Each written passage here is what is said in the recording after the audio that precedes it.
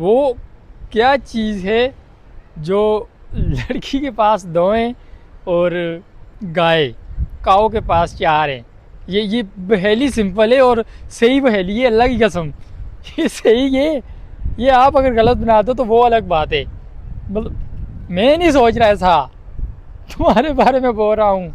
मैंने इसका सही सोच के आपसे पूछा है। तो चलिए शुरू करते हैं। इतना प्यारा मौसम बना हुआ है तो मैंने सोचा क्यों ना आपसे एक रोमांटिक सी पहेली पूछी जाए और आप उसका जवाब अगर सही दे दो तो मज़ा ही आ जाएगा। क्योंकि पहेली रोमांटिक उन लोगों के लिए जो लौंडे लपाड़े हैं, मतलब जो नोटी बच्चे हैं उनके लिए। वैसे ये पहेली सही है तो इसका आंसर आपने देना है। और इससे पीछे वाली जो मैंने आपसे पूछी थी उसका तो आपने दिया नहीं, बट इसका दे देना। और वो पहेली मैं आपके लिए आज ये लेके आया हूँ कि वो क्या चीज़ है जो लड़की के पास दो हैं और गाय काऊ के पास चार हैं।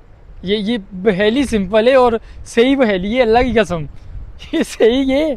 ये आप अगर गलत बना दो तो वो अलग बात है। मतलब मैं नहीं सोच रहा था, तुम्हारे बारे में बोल रहा हूँ।